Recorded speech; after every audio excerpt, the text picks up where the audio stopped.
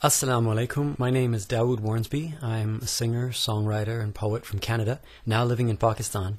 This Ramadan, I'm very excited to be sharing a new collection of poetry and songs, which I call A Picnic of Pomes in Allah's Green Garden. I wonder if a thorny twig even knows that one day it will blossom and will grow a lovely rose. I wonder of my own life, what is it I'll be? The twiggy little stick I am, will I become a tree? Roots so deep and strong, my arms up to the sky.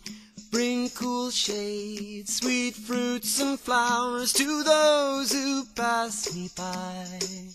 God gives us choices to grow in better ways. Our best is yet to come as long as we wake to new days. So though today I'm small, there will come an hour. Tomorrow may be my day to blossom, bloom and flower, if it's meant to be. And God wills it for me. I will beautify this world like a rose bush or fruit tree.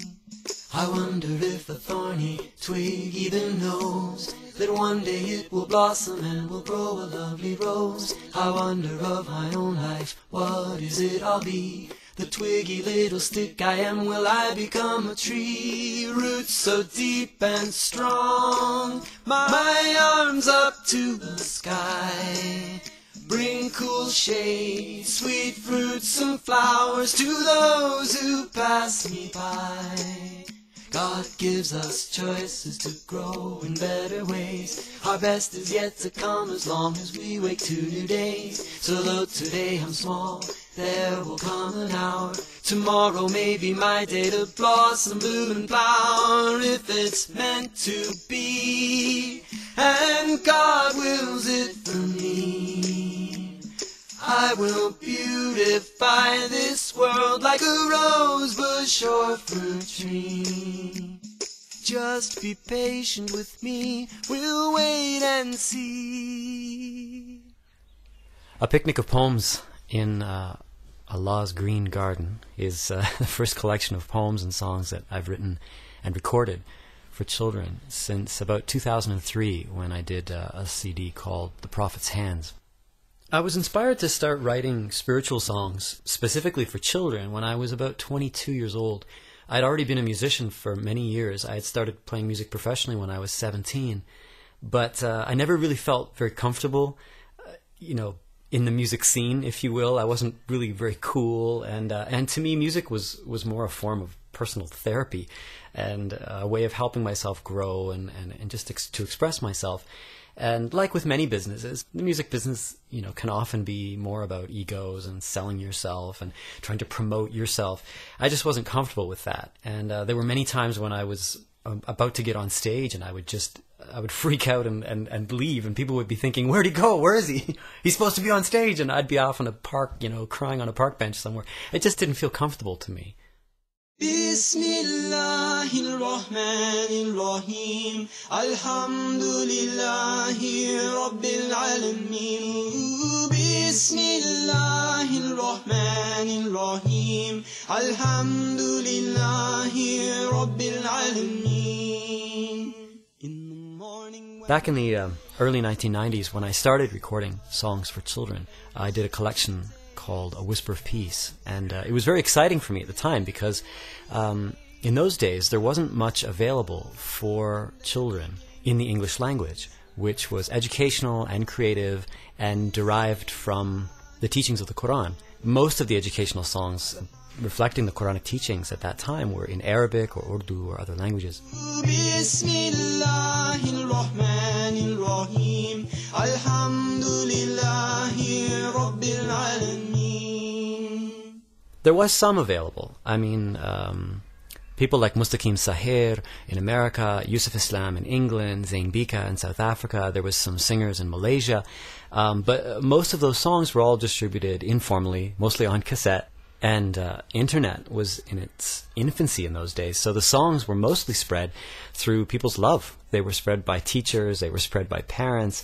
There was no official marketing campaigns for these spiritual songs, which we call nasheed in the English language. I really liked that, actually, because I was a lover of folk music, and I was a real advocate of good music being spread by people and not just through corporate mass distribution. So the idea that here within the Muslim community there was no official marketing platform really appealed to me. I thought, great, here's a community of people who enjoy music for spiritual reasons, for educational reasons. There's no fear of it becoming commercial. So I was really excited about that. It was a good change for me as a musician. A whisper of peace moving through the land. Allah will surely run to us if we hold out our hand. A word of hope, a call to every woman and man. A light until the end of time. This is Al-Islam. A whisper. The Whisper of Peace songs then were the first collection of English nasheed that were officially distributed, if you will, by an educational media company. And just to make sure that I wouldn't get caught up in some commercial endeavor, I established a trust fund so that all of the royalties from my spiritual songs would go towards education.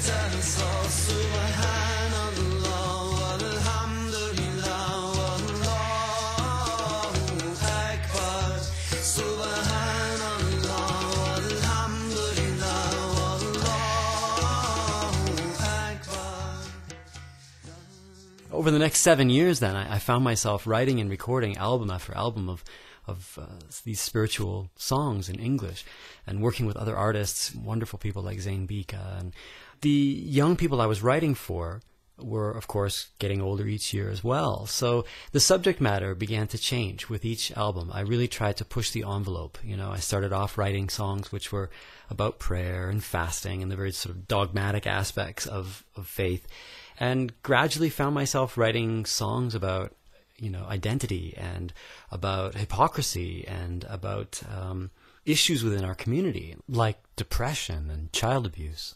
In those early days, I also refused to perform live. I was afraid that if I started performing live, that more emphasis would be put upon the artist than upon the messages of the songs. And so I remember my first tour of England, actually, when I toured schools in England. I was very adamant that I would only sing and perform with children in the schools as kind of an interactive workshop. I wouldn't just put on a show for the adult audiences. And some friends advised me. They said, look, you know, times are changing, media's changing, the community demands are changing, and the community wants are changing. People want concerts. And there were so many different companies starting to spring up and sign artists within the Muslim community, you know, in the same style of what happens in the mainstream music industry. So friends, and even some good friends who are imams, said to me, look, this is going to happen with or without you. So you might as well jump on some of these tours and start performing live so that you can at least connect with your audiences and help them see your ideological approach behind the music. And so I agreed. For many years I traveled a lot, especially in England, performing. But I still tried to be honest. I still tried to push that envelope. I fought hard to get the Fletcher Valve drummers to tour with me, so the Muslim community could see how important it is, you know, to work together with people of other faith communities as well. You know, I'm a fundamentalist when it comes to gender equality, so I was adamant that I wanted a female performer with me on stage too. I started introducing songs written by other artists to try and help the community broaden their appreciation for lyrics and music in general. But at the end of the day, it just wasn't me. I mean, ironically, how I practice my faith is very personal to me, and the idea of being up on a stage in a pop music environment and sort of having to perform my faith just didn't feel right, and I needed to just bow out, no pun intended.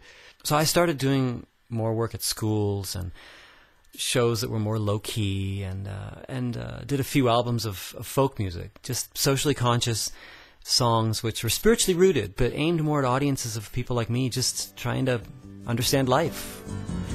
I only feel close to you when I'm under open sky. I only feel guided when I'm free to question why. Only when I smell the earth upon my face will I ever be free. to fly from this place out, seeing the fields. About 3 years ago, my friends at Kube Publishing with the Islamic Foundation in Markfield, they approached me and suggested, why don't I try to work on some more songs for children, and this time, instead of making it just another CD in the market, to do it as a book. And writing has always been my passion. When I first did A Whisper of Peace, my intention was to release it as a book and CD, and in those days, the funds just weren't available. So I thought about it, and being a father of 2 young girls, there was definitely a whole new world opening up for me. So I took the challenge, and I decided that it might be fun to work on a new project for children. And that's sort of how A Picnic of Pomes in Allah's Green Garden was born. Bismillah.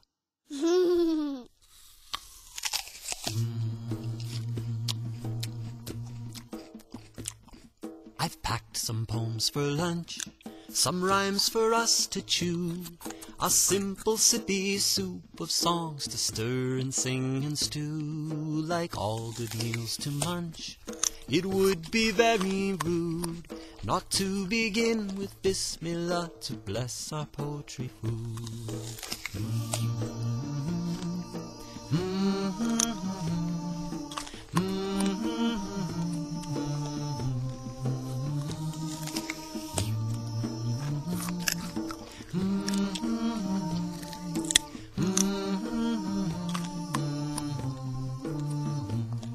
I've packed some poems for lunch, some rhymes for us to chew, a simple sippy soup of songs to stir and sing and stew. Like all good meals to munch, it would be very rude not to begin with Bismillah to bless our poetry food. Not to begin with Bismillah to bless our poetry food.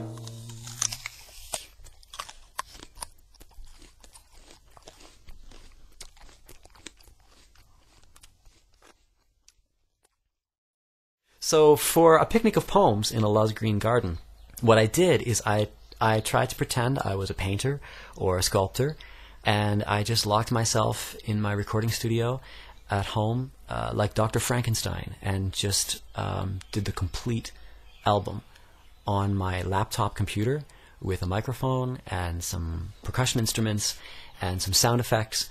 I was the writer, composer, producer, arranger, recording engineer, mixing engineer, mastering engineer, and chaiwala the whole time. And a year later, and 30 songs later, the recording is done. It was a painful, painful process, but it taught me that it's possible for an independent artist without any financial backing to record an album of songs and share it with the world, from your heart to the ears and the hearts of listeners. And what's crazy about this recording is that it was recorded on a 0 budget. It took 2 years of my life and my blood and my sweat and my tears to complete, but it was recorded with 0 budget.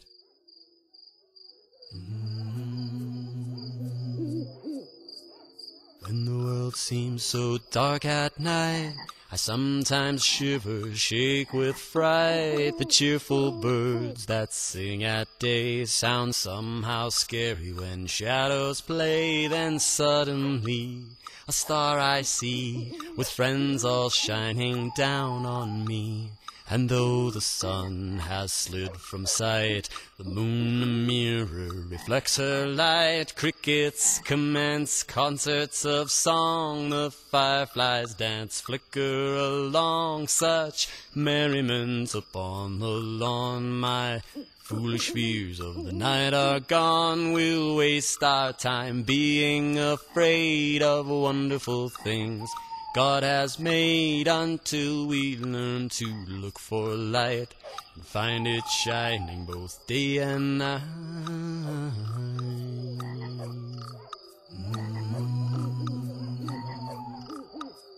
When the world seems so dark at night, I sometimes shiver, shake with fright. The cheerful birds that sing at day sound somehow scary when shadows play. Then suddenly a star I see, with friends all shining down on me. And though the sun has slid from sight, the moon a mirror reflects her light. Crickets commence concerts of song, the fireflies dance, flicker along. Such merriment upon the lawn, my foolish fears of the night are gone. We'll waste our time being afraid of wonderful things God has made, until we learn to look for light and find it shining both day and night.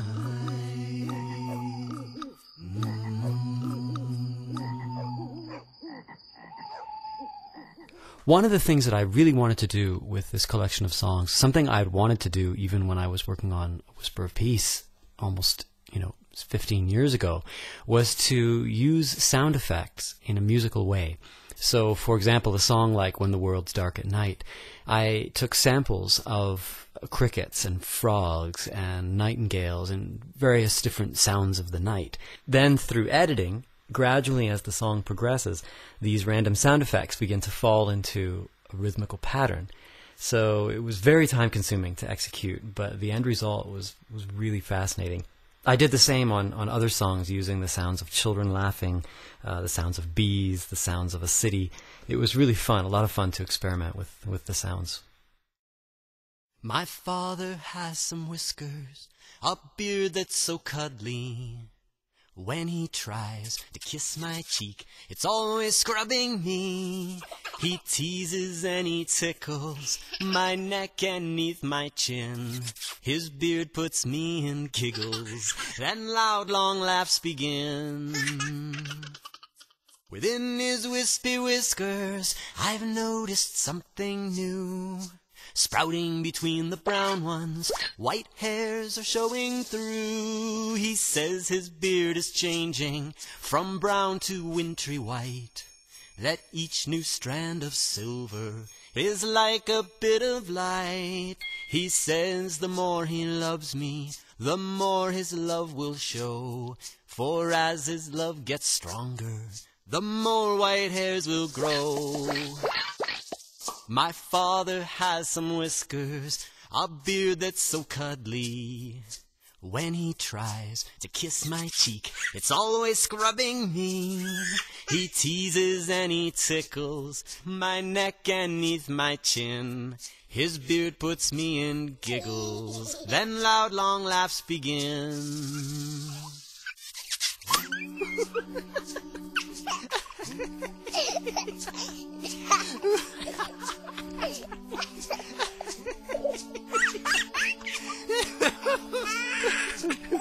He teases and he tickles my neck and 'neath my chin. His beard puts me in giggles, then loud long laughs begin.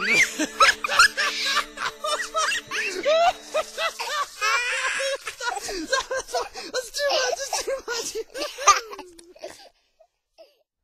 So this is my daughter, Maryam. Maryam, do you want to say Assalamu alaikum?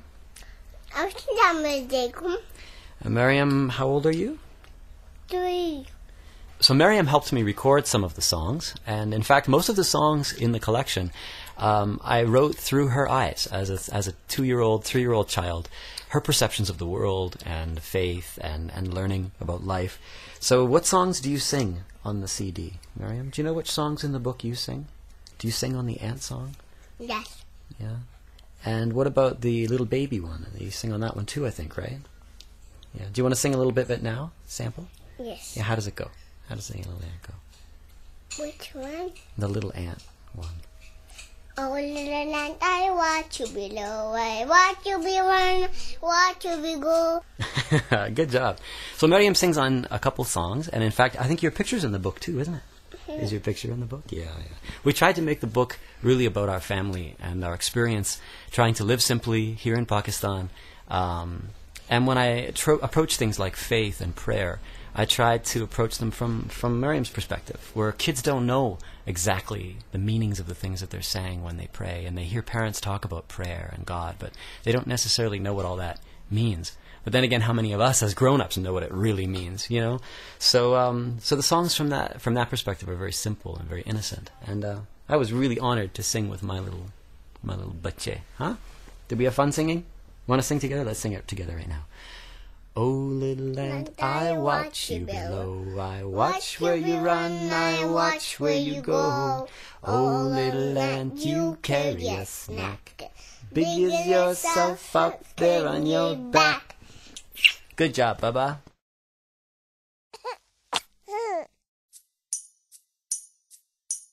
Little baby, you cry and coo. You gurgle and you giggle, your life is so new. I've been patient, waiting for you, so we could have some fun, but sleep is all you do. Little baby, along you came. I helped to choose your first toy, helped to choose your name. Mom and Daddy would always say I was their little baby, then you came to stay. I was worried, yes it is true, that they would stop loving me to start loving you. Little baby, I was so wrong. The love got even stronger since you came along. Little baby, now as you grow, as you learn to talk and walk, one thing you should know, that family is like a pot. The more you put inside it, the more soup you got. Little baby, you burp and poo. You wobble and you wiggle, your life is so new. Little baby, well since you came, I discovered Mom and Dad love us both the same. Little baby, you cry and coo. You gurgle and you giggle, your life is so new. I've been patient, waiting for you, so we could have some fun, but sleep is all you do. Little baby, along you came. I helped to choose your first toy, helped to choose your name. Mom and Daddy would always say I was their little baby, then you came to stay. I was worried, yes it is true, that they would stop loving me to start loving you. Little baby, I was so wrong. The love got even stronger since you came along. Little baby, you burp and poo.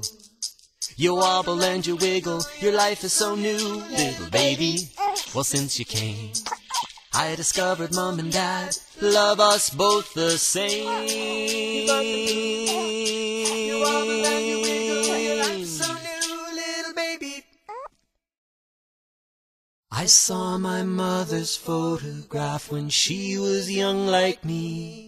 A ponytail, fine flower frock, and plaster on her knee. She stood smiling with her own mum, who I call my granny. And now I think I understand this thing called family. It means we're all connected, like links that make a chain, like petals on a flower stem, like streams of pouring rain. Each link like a ring of love, and each leaf one of a kind. Each raindrop different from the rest, no two alike you'll find. Our lives all intertwine as we grow one from the other. And so with passing time, maybe I will be a mother.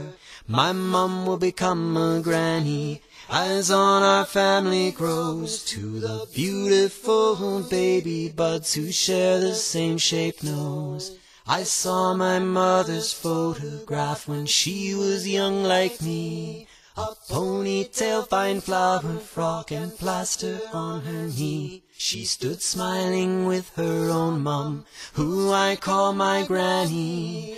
And now I think I understand this thing called family. Our lives all intertwine as we grow one from the other. And so with passing time, maybe I will be a mother. My mum will become a granny, as on our family grows to the beautiful baby buds who share the same shaped nose.